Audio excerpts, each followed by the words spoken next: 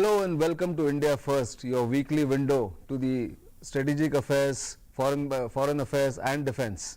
I am Nitin Gokhale. It is one of the longest running disputes in the world. The India-China boundary and territorial question hangs like a giant shadow on the overall relationship between the two Asian neighbors. Several rounds of high-level discussions have not led to any substantive breakthrough either.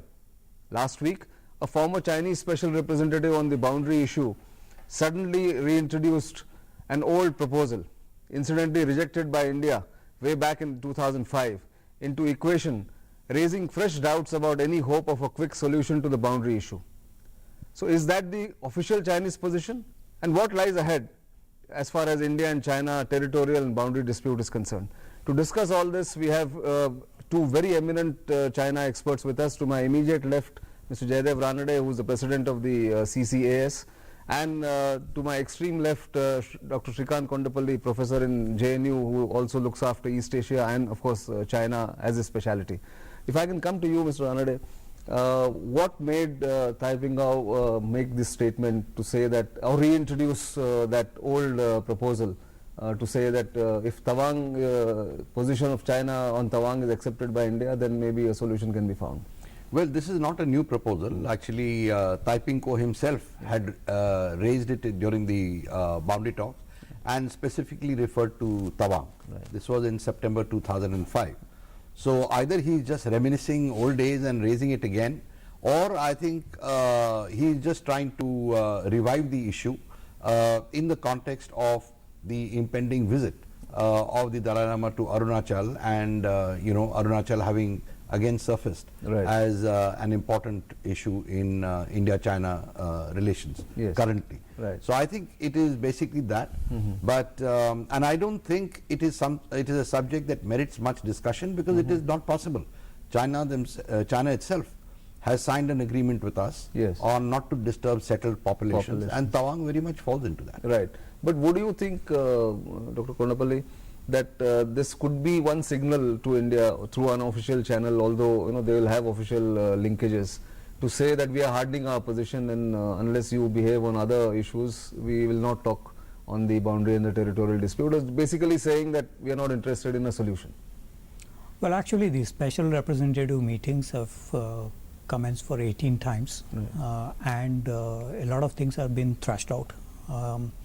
As the Prime Minister Modi had mentioned in the September 2014 press conference, unless until the line of actual control is delineated, and the bilateral relations will be affected. So even before, we have had such problems on transgressions in Depsang Plains and Chumar and other areas. We have also seen that because of the lack of clarification on the line of actual control, the bilateral relations sometimes nosedive. The health of these relations nosedive. So as a result, the idea was that we need to first define the LAC and then graduate. The special representatives were actually doing that, trying to, and then the goalposts have changed once in a while. From the line of actual control, defining and delineation and demarcating, they have now shifted to some vague proposals, like the one that we have seen just now. So which means that it is not very kind of serious, number one. Number two, in June 2000, we have had an informal agreement with the Chinese on the middle sector in the Barahoti area. We have exchanged maps, but we have not got the Chinese maps in this context. Now, the approach was sector by sector, and then we go for package deal. So middle sector to the western sector, and from there to the eastern sector. More complicated, that's how we followed it. But once the middle sector is over, and where it appears that we have not been going up to the outposts. For example, the ITBP previously used to go to Rimkimla, Tingri Tangrila, and two other outposts. Now they are not able to go because of this informal agreement between India and China. Now, once we have conceded some things in the middle sector informally, the Chinese are now asking for concessions in the eastern sector without conceding anything. So that's a kind of game plan that China is playing. So we should be aware of this. I'm sure Indian negotiators are also aware of this. But just not Tawang, but earlier there was proposal for other two areas also to be exchanged. Actually, it is the Monyul area, which includes Tawang, Right. Chayul and Loyul, three areas. But just to come back to your point, essentially what the Chinese are doing are reverting to their standard practice. Right. Arunachal is ours. Correct. So what they're saying is, let us discuss Tawang, which is already with you. Yes. And then they want to discuss it and get you to compromise. So where is the negotiation? I mean, unless you get something in return for That's something. right. So that's one. Second, I think by making the point now, and I don't think, frankly, that It's that not an official position. was intention. Right. But by making the point now, what they have done is raise the issue once again at this point in time. Correct. At a time also when they are stronger. Yeah. And I think they are trying to assert themselves at this point, when the situation is somewhat confused, with Trump having taken over in the US, and here China feeling that it is going to come under greater pressure as Trump's days lengthen into the presidency. Yeah, but not even taking into account Taiping's statement, do you think the Chinese are also looking at the larger picture in the sense of other territorial disputes and the hardening of position? Is that the sense that you get? Indeed, I think the timing is perfect from the Chinese point of view, partly because they launched an One Belt One Road project, and in the light of the territorial disputes, many countries are not showing much interest on the One Belt One Road project, except for the economic dimension of the One Belt One Road. Now, as a result of the Senkaku Islands dispute with Japan, Japan has not joined the One Belt One Road project. Likewise, there is the South China Sea dispute. While Vietnam and Philippines have shown some interest in this, we have seen also that the territorial dispute in South China Sea is becoming quite acute after the Scarborough Shoal build-up by the Chinese. The Chinese have already built up in Spratlys and Paracels. Now they are looking for some beachheads in the Scarborough Shoal. If they occupy these, then they will have a larger say in the South China Sea by blocking any traffic, civilian traffic, submarine traffic in the entire South China Sea. So there is also a territorial context for Dai Pingho's statement. Absolutely. So we'll come back to that and also discuss what could be the road ahead for India and how should India react and sort of deal with this new intangible in the equation. But that's after this commercial break.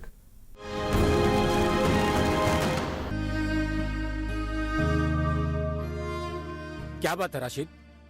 First division में post graduation करने के बाद भी तुम उदास हो? लेकिन sir वो सोच रहे होगे कि खर्चा कहाँ से आएगा? हैं? चिंता मत करो, क्योंकि अब तुम्हारे साथ है मौलाना आजाद नेशनल फेलोशिप हमारे लिए सर? हाँ, तुम्हारे लिए और अल्पसंख्यक समुदाय के उन स्टूडेंट्स के लिए जिनकी सालाना पारिवारिक आय 2.5 लाख रुपए से कम है और जिन्होंने किसी भी सरकारी विश्वविद्यालय से जूनियर रिसर्च फेलोशिप या एमफिल के लिए आवेदन दिया। मदद हमारी, मंजिल आपकी। सफलता के लिए चाहिए एक संकल्प। जीएसटी कई करों की जगह एक कर। सफलता के लिए चाहिए सुगमता। जीएसटी वस्तुओं का बाधा रहित प्रवाह करेगा व्यापार आसान। सफलता के लिए चाहिए दमदार स्ट्रोक। जीएसटी एक राष्ट्र, एक कर, एक बाजार। जीएसटी आजादी के बाद सबसे बड़ा कर सुधार, अर्थव्यवस्था के बेहतर परफॉर्मेंस के लिए।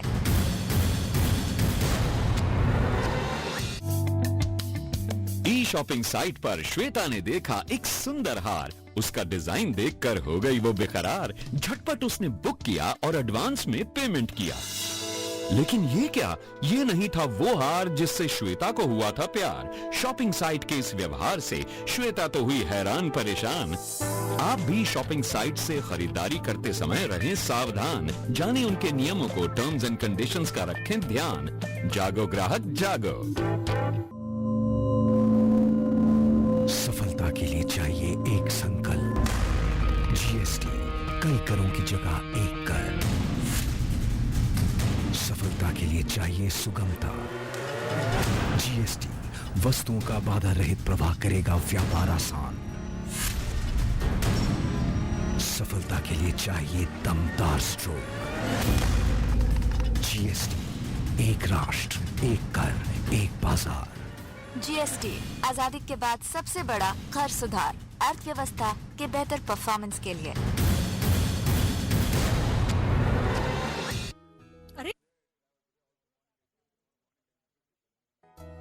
आप में से कौन-कौन विदेश में हायर स्टडीज के लिए लोन लेना चाहता है?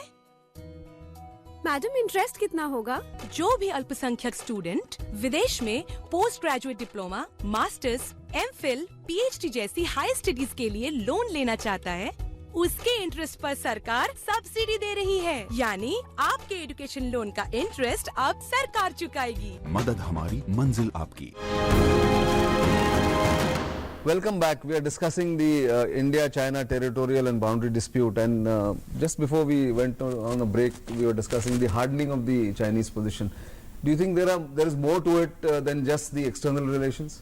Yeah, I think we have to look at how China is shaping up, and what we've been seeing since the 18th Party Congress, and particularly in the last, I would say 1.5 to 2 years, is a hardening of the Chinese state. Right. Domestically, there is a lot of tightening of controls on academics, on the internet, on the media. Right. There is a lot of tightening.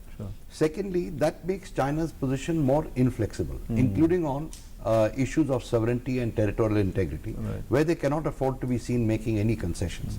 And this year particularly, in the run-up to the party congress, which should be in October, November, I don't think Xi Jinping will take any chances at being labeled as weak or even appearing weak. So if there is to be any change, it will be only in his next term. That also I doubt. Seeing the way he's going, I doubt if China will be willing to back off. Actually, this is like a self-made trap for Xi Jinping, perhaps, that he is a strong man, the strongest of the leaders in the last few, couple of decades.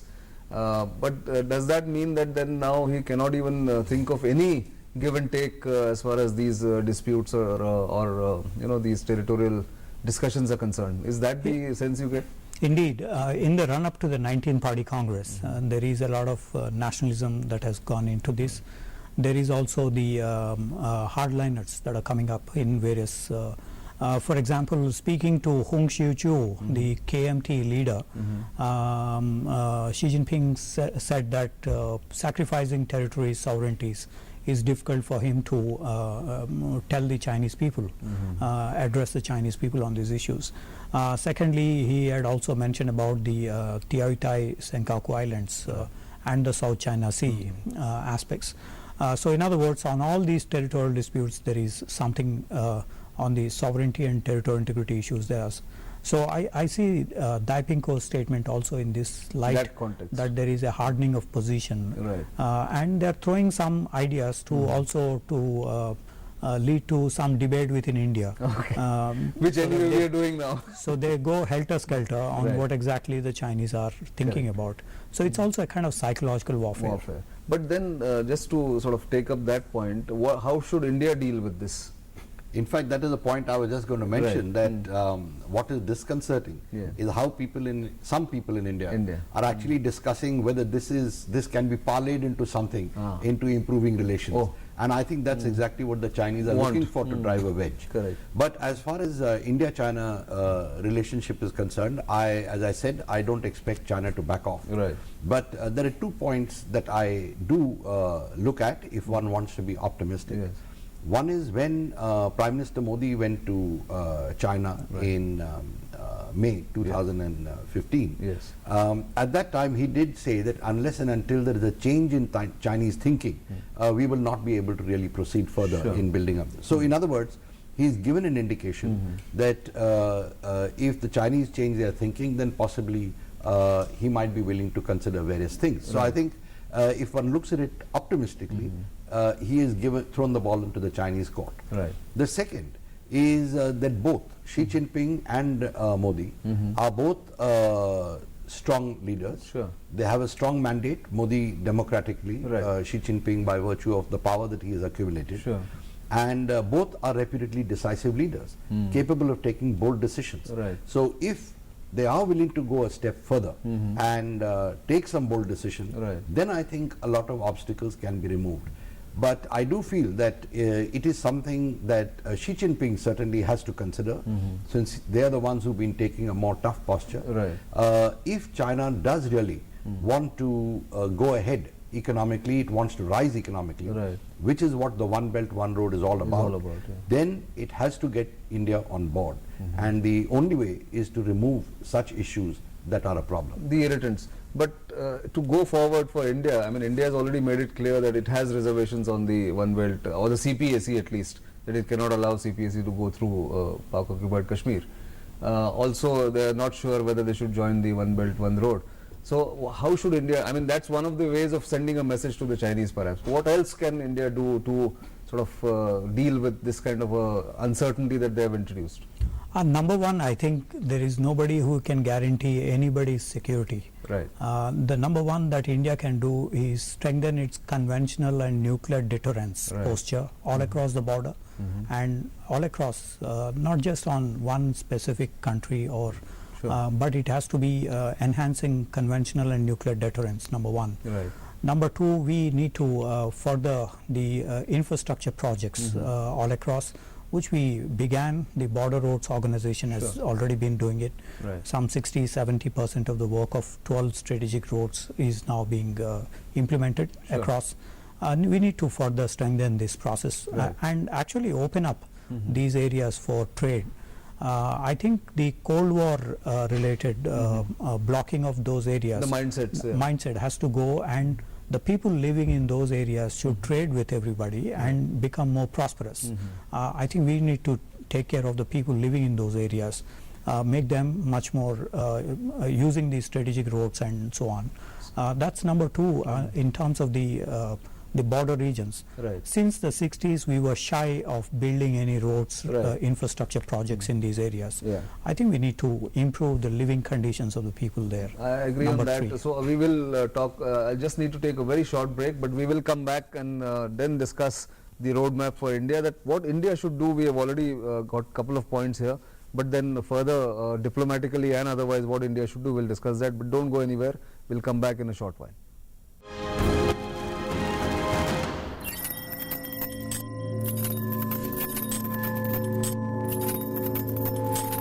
सफलता के लिए चाहिए बंधनों से मुक्ति।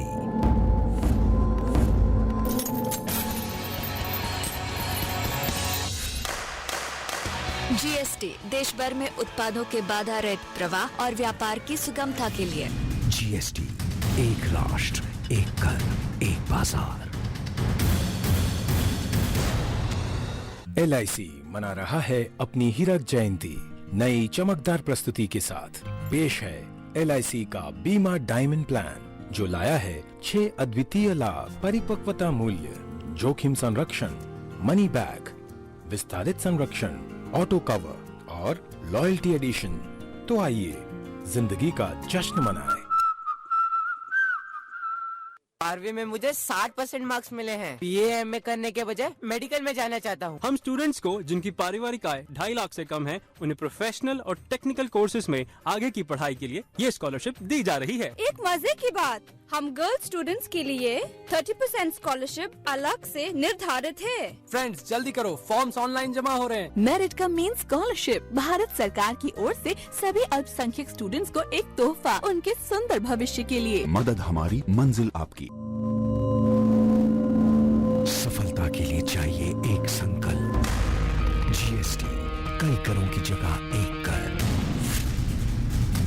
सफलता के लिए चाहिए सुगमता। जीएसटी, वस्तुओं का बाधा रहित प्रवाह करेगा व्यापार आसान। सफलता के लिए चाहिए दमदार स्ट्रोक। जीएसटी, एक राष्ट्र, एक कर, एक बाजार। जीएसटी आजादी के बाद सबसे बड़ा कर सुधार, अर्थव्यवस्था के बेहतर परफॉर्मेंस के लिए। ये दवाएं जल्दी प्लीज, जल्दी कीजिए। तुमने बिल तो लिया ही नहीं। अरे जल्दी में हूँ ना। पक्के बिल के बगैर सामान के घटिया या नकली पाए जाने पर ना तो उसे बदल पाएंगे, न ही किसी तरह की कानूनी क्षतिपूर्ति ही मिलेगी। दवाएं और खाने पीने की चीजें नकली होने से तो जिंदगी भी खतरे में पड़ सकती है। सही बात है, आप बिल दीजिए। जब भी पैसे दें, पक्का बिल हाथों हाथ लें।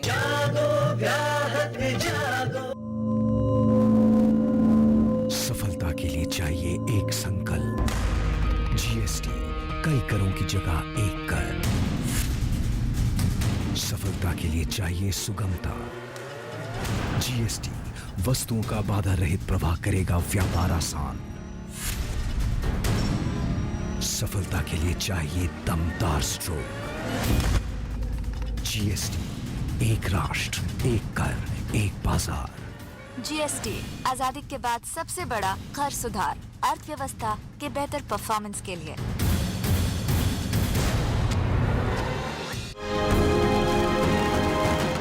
Welcome back. We were talking about what India should do and deterrence that Dr. Kondapalli mentioned. What else can India do? Well, I would look at two things, going from what Professor Kondapalli said, apart from the roads, which work on which has already begun. Right. I think we should encourage international tourism, adventure tourism, etc. to these areas. Right. The second thing we should do is we should step up our capabilities in broadcasting to these areas, which is at the moment minimal. Most places you can't get the transmissions. That's right. They should be very powerful transmissions, which should operate in the local languages. Sure. Third, we should build a lot of airports, which are cheaper to build than road and rail. Correct. For export of local products, you know, flora, fauna, like you have orchids and flowers from Arunachal, from Sikkim, Arunachal, etc. So this should be done. That's right. I think that's one part of it.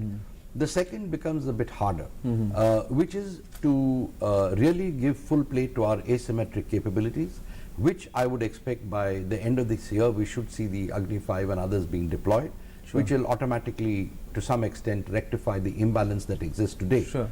In addition, the Andamans, we need to pay a lot of attention to the Andamans. Let's not forget that though it was a passing reference, barely 2 years ago, a Chinese diplomat here actually made reference to Andamans being Chinese territory, which if we go back to the maps of 1954, Chinese do have a claim on it.